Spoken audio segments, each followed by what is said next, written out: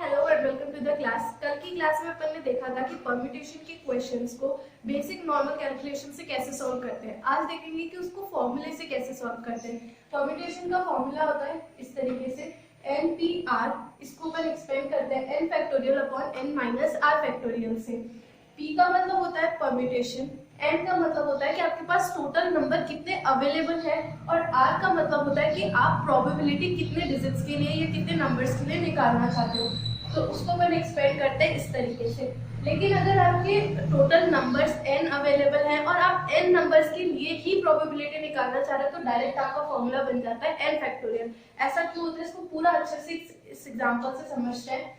Example दे रखा है आपको, how many different number of 6 digits can be form with the digits 5 0 4 6 8 9। आपके पास ये 6 डिजिट्स अवेलेबल है, इनसे आपको 6 डिजिट नंबर बनाना है। ठीक है, तो आपको आपके पास अवेलेबल कितना है यानी n कितना हो गया 6, राइट। और आपको प्रोबेबिलिटी कितने के लिए निकालनी है, 6 डिजिट्स के लिए ही निकालनी है, राइट। तो r कितना हो गया 6।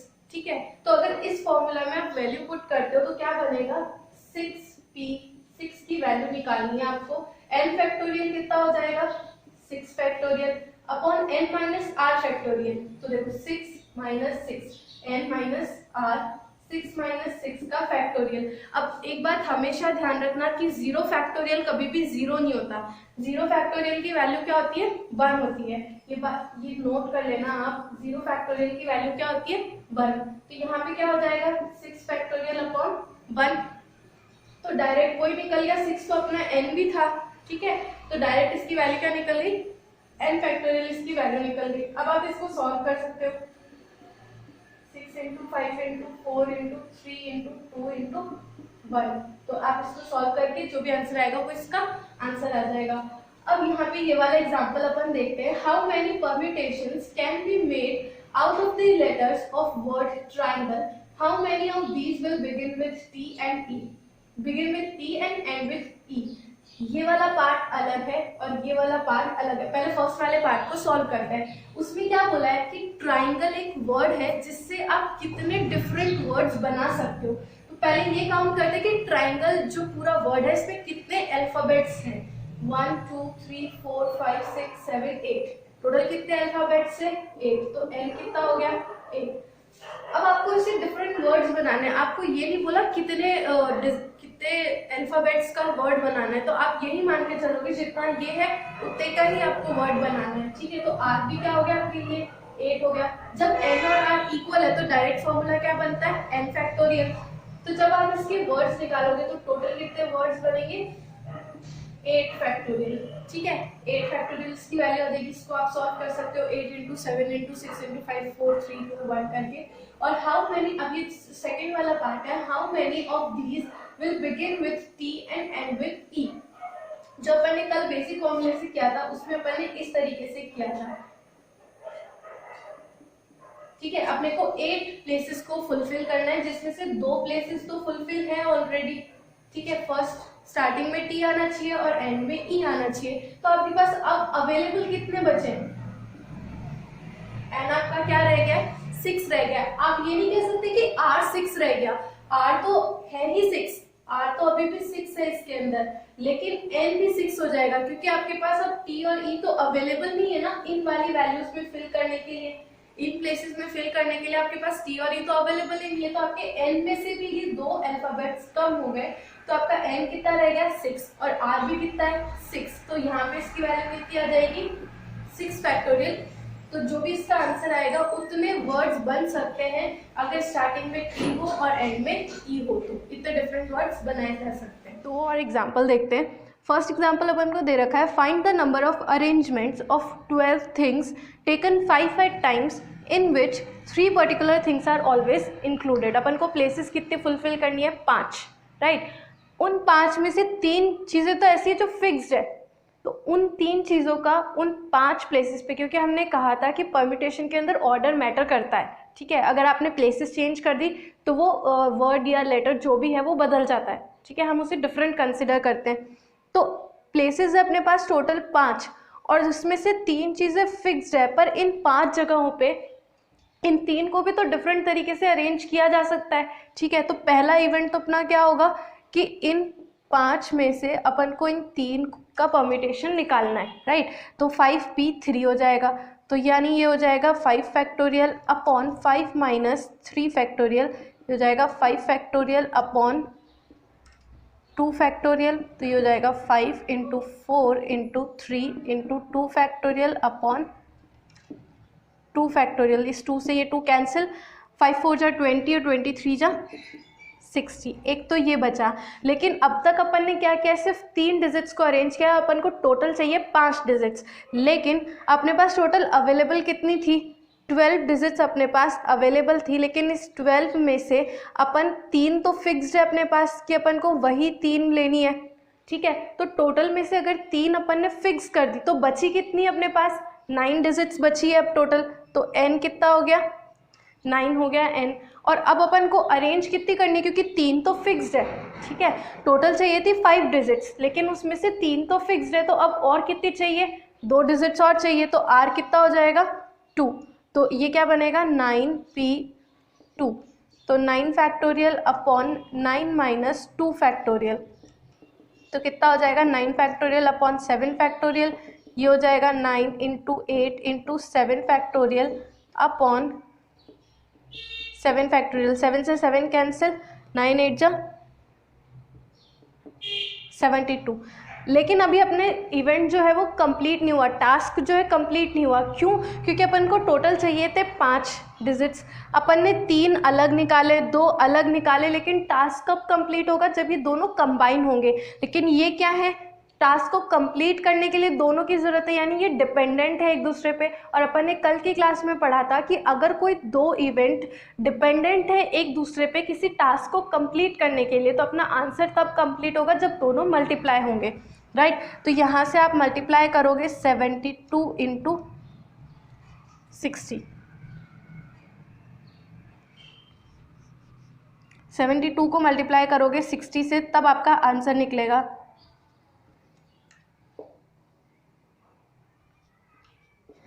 तो आपका आंसर हो जाएगा 4320, ये आपका आंसर हो जाएगा, राइट। ऐसे अब इस वाले क्वेश्चन को देखते हैं। Find the number of arrangements of 12 things taken 7 at a time in which 3 particular things are always excluded। अब आपके पास कितनी है, यहाँ पे 12 डिजिट्स है, राइट। उन 12 डिजिट्स में से आपको 7 को एक बार में कंसिडर करना है, लेकिन उसमें से भी उन 12 में से 3 पर्टिकुलर आइटम्स ऐसे जिनको आप हर बार एक्सक्लूड कर देते हो। तो आपके पास टोटल n कितना हो जाएगा, 12 में से आप 3 को माइनस कर दो, तो आपके पास कितने बच गए, टोटल 9 बच गए। और आपको कितने चाहिए, 7 एट अ टाइम कंसिडर करने हैं। तो कितना हो जाएगा, r कितना हो जाएगा, 7। तो परम्यूटेशन कैसे निकलेगा, npr लिखते हैं, तो 9p7 n minus are factorial, तो ये कितना हो जाएगा, 9 फैक्टोरियल अपॉन 2 फैक्टोरियल। इसको आप सॉल्व कैसे करोगे, 9 into 7, 9 into 8 into 7 into 6 into 5 into 4 into 3 into 2 factorial.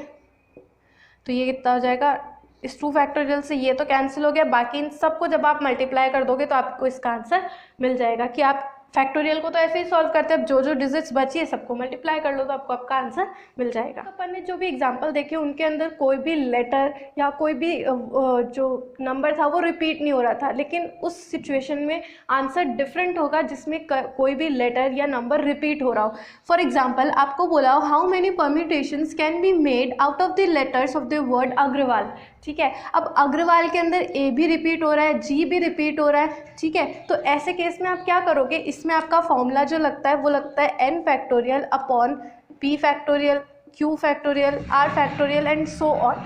मतलब ऊपर तो आप टोटल n फैक्टोरियल लिखते हो जितने भी आपके वर्ड्स हैं, नीचे जितनी भी बार कोई लेटर रिपीट हो रहा है उसका फैक्टोरियल लिखते हो। फॉर एग्जाम्पल टोटल n कितना है आपके पास, 1 2 3 4 5 6 7 8, ठीक है। तो n कितना हो गया, 8 फैक्टोरियल। अब a रिपीट हो रहा है, a कितनी बार रिपीट हो रहा है, 1 2 3, तो यहाँ पे आप लिखोगे 3 फैक्टोरियल, जी कितनी बार रिपीट हो रहा है 2 टाइम्स, तो यहाँ आप लिखोगे 2 फैक्टोरियल। अब आप इसको सॉल्व कर सकते हो, तो 8 into 7 into 6 into 5 into 4 into 3 factorial upon 3 factorial into 2 into 1। 3 factorial से 3 फैक्टोरियल कैंसिल, इससे ये कैंसिल 2 टाइम्स। बाकी इनको जब आप सॉल्व करोगे तो आंसर आ ही जाएगा। 8 इंटू 7 इंटू 6 इंटू 5 इंटू 2 करके जो भी कैलकुलेशन आएगी वो इसका आंसर हो जाएगा। समझना सिर्फ इतना सा है कि जितने लेटर्स रिपीट होते जाएंगे उतनी बार आपको नीचे फैक्टोरियल लगाते जाना। नेक्स्ट सिचुएशन है जहाँ पे आपको कोई सर्कुलर में बिठाना हो, किसी को सर्कुलर अरेंजमेंट करना हो, क्लॉकवाइज अरेंजमेंट करना हो या एंटी क्लॉकवाइज अरेंजमेंट करना हो। ऐसी सिचुएशन में हम क्या करते हैं, ऐसी सिचुएशन में अपना आंसर n फैक्टोरियल नहीं होता बल्कि 1/2 n माइनस 1 फैक्टोरियल होता है। क्या होता है, 1/2 n माइनस 1 का फैक्टोरियल होता है। ऐसा क्यों होता है, क्योंकि जब आप सर्कुलर मोशन में अरेंज करते हो, एक बार इस डायग्राम को कंसिडर करते हैं। अगर आप सर्कुलर मोशन में अरेंज कर रहे हो तो अगर आपने n फैक्टोरियल किया तो दोनों चीज़ें एक साथ आ जाएगी, ठीक है। जैसे लेडीज़ और लेडीज़ एक साथ आ सकती है या मेल और मेल एक साथ आ सकता है, यानी आपके पास एक प्लेस कम हो जाती है, ठीक है, अरेंजमेंट की। इसलिए यहाँ पे आप n माइनस 1 फैक्टोरियल करते हो, ठीक है। अब आपका क्वेश्चन दे रखा है, in how many ways can 5 beads of different colour form a necklace. मतलब 5 डिफरेंट कलर के जो भी बीड्स हैं, 5 डिफरेंट कलर के बीड्स हैं, उनसे आप एक नेकलेस कैसे बना सकते हो। अगर आपने n फैक्टोरियल लगाया तो जो फर्स्ट वाला है और जो लास्ट वाला बीड है, जब वो नेकलेस बंद होगा तो वो दोनों बीड सेम कलर के आ सकते हैं। तो उसको अवॉइड करने के लिए हमने यहाँ पे n माइनस 1 किया है, राइट। और हाफ क्यों, हाफ इसलिए किया है क्योंकि आप उस नेकलेस को सीधा पकड़ो या उल्टा पकड़ो, यानी क्लॉकवाइज देखो या एंटी क्लॉकवाइज देखो, वो नेकलेस सेम ही लगेगा, ठीक है। तो यहाँ पे आपके जो नंबर ऑफ वेज है वो हाफ हो जाते हैं, ठीक है, क्योंकि दोनों तरफ से अरेंजमेंट तो सेम ही होने वाला है, इसीलिए। तो यहाँ पे क्या हो जाता है, अरेंजमेंट हाफ हो जाता है। तो इसका आंसर कैसे निकलेगा, 1/2 5 माइनस 1 फैक्टोरियल, यानी कि 1/2 इंटू 4 फैक्टोरियल हो जाएगा। तो 4 इंटू 3 इंटू 2 इंटू 1, तो 2 से 2 कैंसिल और 4 3 जा 12। तो आपके पास टोटल कितने वेज हो गए, 12 वेज हो गए इसको सॉल्व करने के। अब इसमें देखो यहाँ पे क्या बोला है, in how many ways can 7 ladies and 7 gentleman be seated at a round table so that no 2 ladies sit together, ठीक है। आपको इस तरीके से अरेंजमेंट करना है मेल और फीमेल का, यानी लेडीज़ और जेंटलमैन का इस तरीके से अरेंजमेंट करना है कि कोई भी 2 लेडीज़ एक साथ नहीं बैठनी चाहिए, ठीक है, यानी सबके बीच में एक एक मेल होगा, ठीक है, मैन को बिठाना पड़ेगा। तो यहाँ पे मान लेते हैं कि पहले हम मेल का अरेंजमेंट कर रहे हैं, मेंस को बिठा रहे हैं सबसे पहले। तो यहाँ पे क्या हो जाएगा, अपन ने क्या बोला, n माइनस 1 फैक्टोरियल होता है, तो ये हो जाएगा n माइनस 1 फैक्टोरियल किसके लिए, मेंस के लिए, ठीक है। तो ये कितना हो जाएगा, टोटल जेंटलमैन कितने हैं, 7 माइनस 1, तो इसका फैक्टोरियल कितना हो गया, 6 फैक्टोरियल। और अब अगर फीमेल्स के लिए निकालोगे, लेडीज़ के लिए निकालोगे, तो वो क्या बनेगा, वो पूरा 7 फैक्टोरियल ही बनेगा, क्योंकि आप अब तो आपके पास उनमें से किसी भी प्लेस पे बिठा सकते हो, क्योंकि अब तो कोई चांस ही नहीं कि दोनों एक साथ बैठ सकती है, ठीक है। तो कितना हो जाएगा लेडीज़ का 7 फैक्टोरियल, लेकिन इवेंट कब पूरा होगा, जब दोनों कंबाइन होंगे, यानी 6 factorial into 7 factorial. Combination permutation से अलग है। परम्यूटेशन में क्या होता है, ऑर्डर या फिर प्लेस मैटर करती है, यानी अगर उनकी प्लेसेस बदल दी तो वो एक नया डिफरेंट वे बन जाता है, जबकि कॉम्बिनेशन में ऐसा नहीं होता।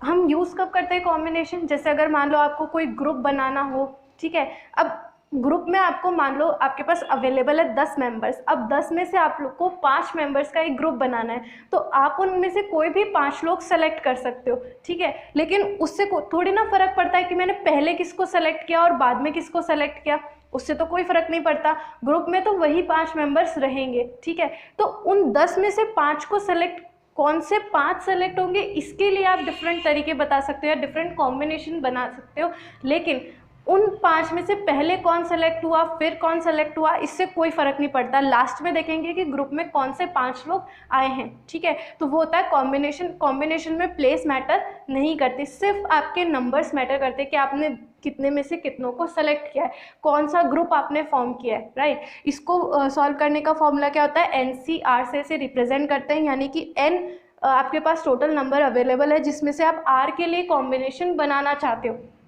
जैसे अगर आपके पास 10 मेंबर्स अवेलेबल हैं और आप 5 का ग्रुप बनाना चाहते हो, ठीक है, तो इसका फॉर्मूला क्या होता है, n factorial upon n minus r factorial into r factorial, ठीक है। इसमें r फैक्टोरियल और जुड़ जाता है, परम्यूटेशन में ये r फैक्टोरियल नहीं आता, ठीक है। अब इसमें एक चीज़ ध्यान रखने वाली क्या है, कैलकुलेशन को आसान बनाने के लिए सिर्फ याद रख लोगे, इजी रहेगा।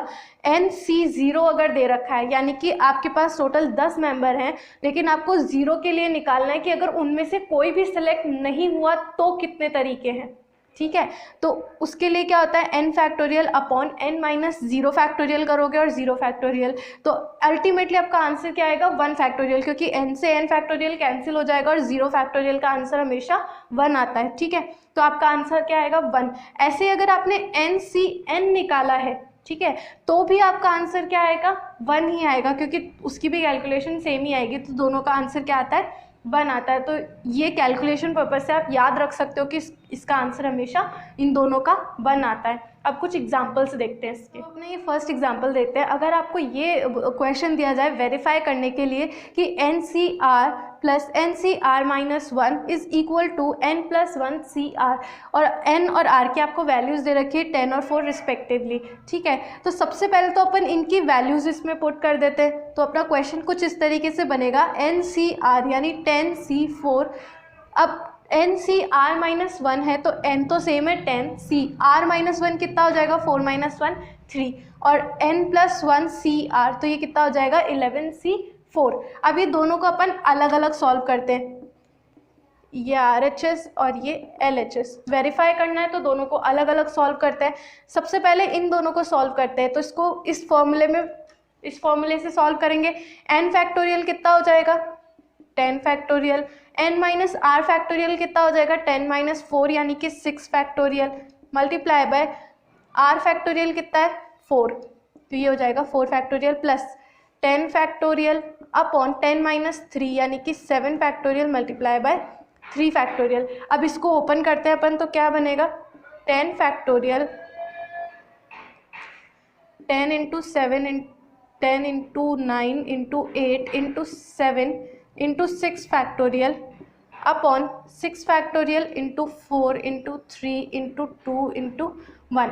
6 फैक्टोरियल से 6 फैक्टोरियल पूरा कैंसिल हो जाएगा, 4 2 जा 8 ये कैंसिल हो जाएगा, 3 3 जा 9 ये कैंसिल हो जाएगा, 7 3 जा 21, तो ये कितना बच गया 210। अब इसको अगर सॉल्व करते हैं, इसी के साथ में सॉल्व करना है, ठीक है, अलग से नहीं करना। 10 फैक्टोरियल है तो 10 into 9 into 8 into 7 factorial upon 7 factorial into 3 into 2 into 1, ठीक है। 7 फैक्टोरियल से 7 फैक्टोरियल पूरा कैंसिल हो जाएगा, 3 3 जा 9 और 2 4 जा 8, तो 4 3 जा 12, और ये कितना बच गया आपके पास, इधर बच गया 120 और इधर क्या बचा था 210। दोनों को ऐड कर दोगे तो कितना आ जाएगा आपके पास 330 आ जाएगा। अब आप इस RHS वाले को सॉल्व करोगे, ठीक है, ये तो था LHS। अब अपन RHS को सॉल्व करते हैं। सबसे पहले क्या दे रखा है, 11 फैक्टोरियल आ जाएगा अपॉन 11 माइनस 4, 11 माइनस 4 कितना हो जाएगा 7 factorial multiply by r factorial, तो कितना हो जाएगा 4 फैक्टोरियल। इसको खोलोगे तो 11 इंटू 10 इंटू 9 इंटू 8 इंटू कितना हो जाएगा 7 factorial upon 7 factorial into 4 into 3 into 2 into 1, ठीक है। 7 फैक्टोरियल से 7 फैक्टोरियल पूरा कैंसिल हो जाएगा, 4 2 जा 8 कैंसिल हो जाएगा और 3 3 जा 9 कैंसिल हो जाएगा, तो 11 3 जा 33 इंटू 10 कितना हो जाएगा 330। तो इससे वेरीफाई हो जाता है कि दोनों की वैल्यू सेम आएगी, यानी ये फॉर्मूला जो है अपना वेरीफाई हो जाता है। नेक्स्ट अपन देखते हैं एक और क्वेश्चन है अपने पास वेरीफाई करने का। यहाँ पे दे रखा है N C R is equal to N C N minus R. अगर इसको वेरीफाई करना है, जहाँ पे आपको एन की वैल्यू दे रखी है 10 और आर की वैल्यू दे रखी है 6, तो आप कैसे वेरीफाई करोगे? सबसे पहले तो फॉर्मूला दोनों तरफ पुट करोगे। सबसे पहले LHS सॉल्व करते हैं, जिसमें अपन को एन सी आर दे रखा है, तो एन कितना है 10, सी और आर कितना है 6। अगर आप इसको सॉल्व करते हो तो ये क्या बनेगा 10 फैक्टोरियल अपॉन 10 माइनस 6 कितना हो गया 4 फैक्टोरियल और 6 फैक्टोरियल, राइट। तो इसको एक्सपेंड करो 10 into 9 into 8 into 7 into 6 factorial upon 4 into 3 into 2 into 1 into 6 factorial. 6 से 6 फैक्टोरियल कंप्लीट कैंसिल हो जाएगा, 4 2 जा 8 कैंसिल हो जाएगा और 3 3 जा 9 कैंसिल हो जाएगा। तो आपके पास क्या बच गया 7 3 जा 21, तो 210 बचा। अगर ये वाला सॉल्व करना हो तो इसको कैसे सॉल्व करोगे? 10c n माइनस आर करना है, तो n माइनस आर 10 माइनस 6 करोगे तो कितना बच गया 4। तो यहाँ पे क्या आंसर आएगा 10 फैक्टोरियल अपॉन 6 फैक्टोरियल। 10 माइनस 4 करोगे 6 फैक्टोरियल और 4 फैक्टोरियल, तो 10 into 9 into 8 into 7 into 6 factorial upon 6 factorial into 4 into 3 into 2 into 1। 6 factorial से 6 फैक्टोरियल कैंसिल, 4 2 जा 8, 3 1 जा 3, 3 3 जा 9, वही 7 3 जा 21 और 210 आपका आंसर बचता है। तो यहाँ से प्रूव होता है कि ये वाला फॉर्मूला भी अपना वेरीफाई हो जाता है कि N C R is equal to N C N minus R, यानी दोनों की वैल्यू सेम आती है। क्योंकि यहाँ पे अगर आपने ऑब्जर्व किया हो तो अपने दोनों की कैलकुलेशन सेम ही करनी थी। यहाँ 4 और 6 फैक्टोरियल था, यहाँ पे 6 और 4 फैक्टोरियल था। तो मल्टीप्लिकेशन के अंदर ऑर्डर वैल्यू नहीं करता है, ये उस तरफ हो चाहे इस तरफ, आंसर तो सेम ही आता है, इसलिए इन दोनों की वैल्यूज़ भी अपनी सेम ही आएगी। इसके अंदर हम कॉम्बिनेशन के और एग्जांपल्स करेंगे और क्वेश्चन सॉल्व करेंगे। इसमें अगर आपको कुछ भी डाउट है तो you can ask me in the comment section below. See you in the next video, till then stay healthy, stay happy and don't forget to subscribe the channel, press the bell icon, share with your friends and also not forget to join the Telegram channel.